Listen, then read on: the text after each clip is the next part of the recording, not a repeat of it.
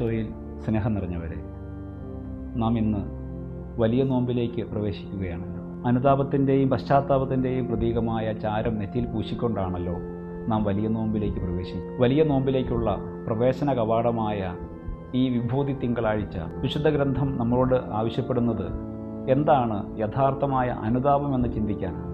നാം ഇന്ന് വായിച്ചു കേട്ട ഒന്നാമത്തെ വായനയിൽ ഉൽപ്പത്തി പുസ്തകം 3-ാം അധ്യായം 1 മുതലുള്ള വാക്യങ്ങളിൽ നാം കാണുന്നത് മനുഷ്യൻ്റെ പതനത്തെക്കുറിച്ചുള്ള വിവരണമാണ്. ദൈവത്തിൻ്റെ അനന്തമായ പരിപാലന അനുഭവിച്ചറിഞ്ഞിട്ടും ദൈവത്തിൻ്റെ നിരന്തരമായ സാന്നിധ്യം കൂടെ ഉണ്ടായിരുന്നിട്ടും പ്രലോഭകൻ്റെ പിന്നാലെ പോകുന്ന ആദി മാതാപിതാക്കൾ ഈ ഭൂമിയിലൂടെ കടന്നു പോകുന്ന ഏതൊരു മനുഷ്യൻ്റെയും പ്രതീകവും സാധ്യതയുമാണ്. ദൈവത്തിൻ്റെ പരിപാലന നമ്മെ ആവോളം പൊതിഞ്ഞു പിടിച്ചിട്ടും എന്തുകൊണ്ടാണ് നമ്മൾ പാപത്തിൻ്റെ വഴിയെ നടന്നു പോകുന്നത്? അത് ദൈവത്തിൻ്റെ സ്നേഹത്തെക്കുറിച്ചുള്ള വേണ്ടത്ര ബോധ്യങ്ങളില്ലാത്തതുകൊണ്ടും ആ ദൈവസ്നേഹ അനുഭവത്തിൽ നിലനിൽക്കാൻ നമ്മൾ തയ്യാറാകാത്തതുകൊണ്ടുമാണെന്ന് ഒന്നാമത്തെ വായന നമ്മെ പഠിപ്പിക്കുന്നു. രണ്ടാമത്തെ വായനയിൽ യോന പ്രവാചകൻ്റെ പുസ്തകത്തിൽ നിന്ന് 3-ാം അധ്യായം 1 മുതൽ 12 വരെയുള്ള വാക്യങ്ങളിൽ നാം കാണുന്നത് ഒരു സമൂഹം മുഴുവൻ, ഒരു ജനത മുഴുവൻ അനുതപിച്ച് മാനസാന്തരത്തിലേക്ക് മടങ്ങി വരുന്നത്. യോന പ്രവാചകൻ്റെ ആഹ്വാനം കേട്ട് നിനിവേയിലെ ജനങ്ങളും രാജാവും സകല മൃഗങ്ങളും ഉപവസിച്ചതായിട്ട് നാം കാണുന്നു. ഉപവാസം സമഗ്രമായ ഒന്നാണ്. യോന പ്രവാചകൻ്റെ ആഹ്വാനം ശ്രവിച്ച നിനിവേയിലെ രാജാവും ജനങ്ങളും ജന്തുജാലങ്ങളും ഉപവസിക്കുന്നതായി, ചാക്കുടുത്ത് ചാരം പൂശുന്നതായി നാം കേട്ടു. മാനസാന്തരം, അനുതാപം എന്നത് ഒരു വ്യക്തിയിൽ മാത്രം ഒതുങ്ങി നിൽക്കുന്നതല്ല. അത് അയാളുടെ ജീവിത സാഹചര്യങ്ങളെയും പശ്ചാത്തലങ്ങളെയും അയാൾ ബന്ധപ്പെടുന്ന എല്ലാ ഇടങ്ങളെയും വിശുദ്ധീകരിക്കുന്ന ഒന്നായിട്ട് മാറണം. നിനിവേയിലെ മൃഗങ്ങളും ഇതിനോട് സഹകരിച്ചു എന്ന് പറയുന്നത് നിനിവേയിലെ ജനങ്ങൾ തങ്ങളുടെ ചുറ്റുപാടുകളോട്, തങ്ങൾ ജീവിക്കുന്ന പ്രകൃതിയോട്, സൃഷ്ട പ്രപഞ്ചത്തോട് ഐക്യപ്പെടാനുള്ള മനസ്സ് കാണിച്ചെന്ന് വേണം നാം മനസ്സിലാക്കാൻ. 3-ാമത്തെ വായനയിൽ റോമാക്കാർക്കുള്ള ലേഖനം 12-ാം അധ്യായം 1 മുതൽ 15 വരെയുള്ള വാക്യങ്ങളിൽ നാം കാണുന്നത് എപ്രകാരമാണ് അനുതാപത്തിൻ്റെ ജീവിതം നയിക്കേണ്ടതെന്നാണ്. അനുതാപം എന്നത് കേവലം മാനസികമായ ഒരു വ്യാപാരമല്ല, മറിച്ച് അത് പരിപൂർണമായും പ്രവൃത്തികളിൽ അധിഷ്ഠിതമായ ഒന്നായിരിക്കണം. നമ്മുടെ സഹോദരങ്ങളുമായി ആഴമേറിയ ഹൃദയബന്ധം സ്ഥാപിക്കാൻ, നഷ്ടപ്പെട്ടുപോയ ബന്ധങ്ങളെ വീണ്ടെടുക്കാൻ നമ്മെ പര്യാപ്തരാക്കണം. എത്ര മനോഹരമായിട്ടാണ് പൗരസ്ത്യൻ റോമാക്കാരോട് പറയുന്നത്, നിങ്ങൾ പരസ്പരം ക്ഷമിക്കുന്നതിൽ മത്സരിക്കുവിൻ, അതിഥി സൽക്കാരത്തിൽ മുന്നിട്ട് നിൽക്കുവിൻ, ഹൃദയപൂർവ്വം പാപങ്ങൾ ക്ഷമിക്കുവിൻ, അധിക്ഷേപിക്കുന്നവരെ അനുഗ്രഹിക്കുവിൻ.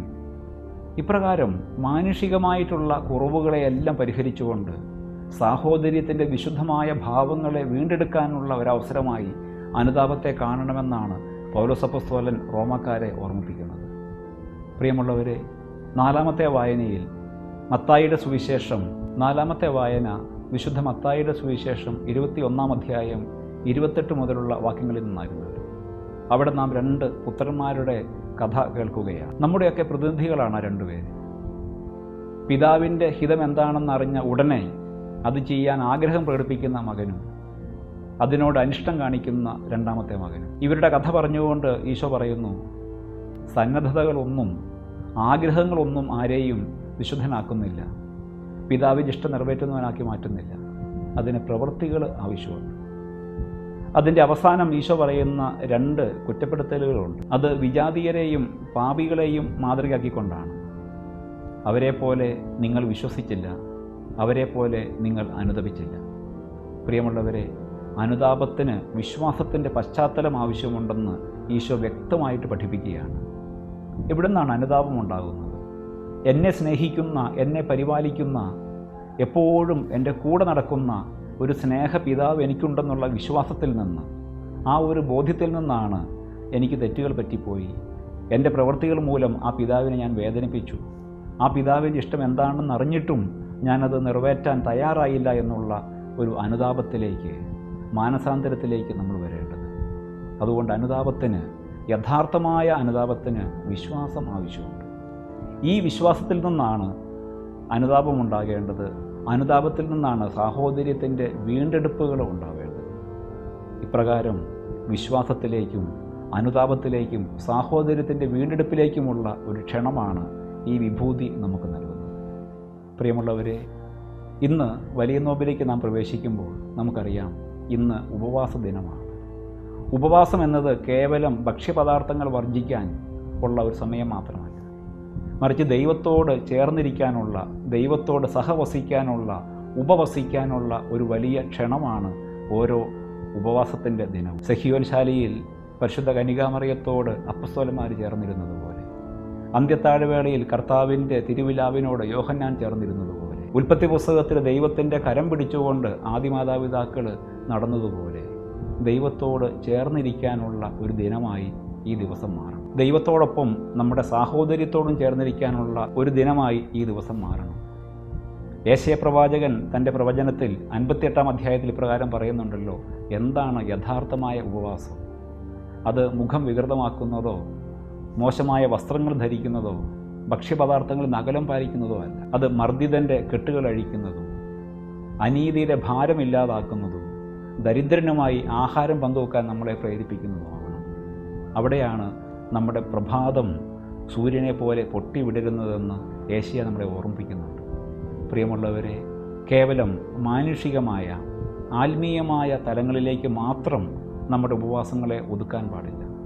അത് സാഹോദര്യത്തിൻ്റെ വിശുദ്ധ ഭാവങ്ങളെ വീണ്ടെടുക്കുന്ന പ്രവൃത്തിയുടെ ദിനങ്ങളായിട്ട് മാറണം. ഈ വിഭൂതി ദിനത്തിൽ നാം അനുസ്മരിക്കുന്ന ഒരു ദൈവവചനമുണ്ടല്ലോ, ഉൽപ്പത്തി പുസ്തകം 3-ാം അധ്യായം 19-ാം വാക്യം, മനുഷ്യ നീ മണ്ണാകുന്നു, മണ്ണിലേക്ക് തന്നെ നീ മടങ്ങും. മാനവരാശിയുടെ മേൽ ഇടിത്തീ പോലെ വീണ ഒരു ശാപമായി പലപ്പോഴും ആ വചനത്തെ നാം തെറ്റിദ്ധരിക്കാറുണ്ട്. പക്ഷേ അതിൻ്റെ യഥാർത്ഥമായ അർത്ഥം എന്താണ്? എന്താണ് മണ്ണിൻ്റെ പ്രത്യേകത? മണ്ണ് എന്തിനേയും സ്വീകരിക്കുന്ന ഒന്നാണ്. ഏത് വിത്തിനും അഭയം കൊടുക്കുന്ന ഒരിടമാണ്. ഏത് വിത്തിനും വേരുകളാഴ്ത്താനും മുളപൊട്ടി വളരാനും ആവശ്യമായ സാഹചര്യങ്ങൾ ക്രമീകരിക്കുന്നതാണ്. അപ്പോൾ മനുഷ്യ നീ മണ്ണാകുന്നു എന്ന് ദൈവം പറയുമ്പോൾ നിന്നിൽ അനേകം അനന്ത സാധ്യതകൾ മറിഞ്ഞിരിക്കുന്നു എന്നുള്ള ആശംസയാണ് ദൈവം നമുക്ക് നൽകുന്നത്. അത് നാശത്തിലേക്കുള്ള ഒരു ക്ഷണത്തേക്കാൾ ഉപരി മറ്റുള്ളവരെ വളർത്താനുള്ള, മറ്റുള്ളവരെ സഹായിക്കാനുള്ള, അവർക്ക് അഭയം നൽകാനുള്ള ഒരു വലിയ ഉത്തരവാദിത്വത്തെക്കുറിച്ച് നമ്മെ ഓർമ്മിപ്പിക്കുകയാണ്. പരിശുദ്ധാത്മാവെന്ന അഗ്നി നമ്മെ ഇഷ്ടിക പോലെ ബലമുള്ളവരാക്കി മാറ്റും. മാമോദീസ ജലം നമ്മെ ആർദ്രതയുള്ളവരാക്കി മാറ്റും. മറ്റുള്ളവരുടെ വേദനകളെ മനസ്സിലാക്കാനുള്ള കാഴ്ച, ദർശനങ്ങൾ നമുക്ക് തരും. പ്രിയമുള്ളവരെ, ഈ വിഭൂതിയിലേക്ക് നാം പ്രവേശിക്കുമ്പോൾ അനുതാപത്തോടെ, വിശ്വാസത്തോടെ, സാഹോദര്യത്തിൻ്റെ വിശുദ്ധ ഭാവങ്ങളെ വീണ്ടെടുത്തുകൊണ്ട് നാം ഓരോരുത്തരും മണ്ണാണെന്നുള്ള ഓർമ്മയോടെ, മണ്ണിൻ്റെ ഉത്തരവാദിത്തങ്ങൾ പേറുന്നവരാണെന്നുള്ള ചിന്തകളോടെ നമുക്ക് ഈ വലിയ നോമ്പിലേക്ക് പ്രവേശിക്കാം. ദൈവം തന്ന എല്ലാ അവസരങ്ങളെയും സാധ്യതകളെയും പ്രയോജനപ്പെടുത്തുന്ന വിശുദ്ധിയുടെ, പുണ്യങ്ങളുടെ, സുഹൃതങ്ങളുടെ ദിനങ്ങളായി ഈ 50 ദിവസങ്ങൾ മാറട്ടെ. ദൈവം നമ്മെ സമൃദ്ധമായിട്ട് അനുഗ്രഹിക്കും.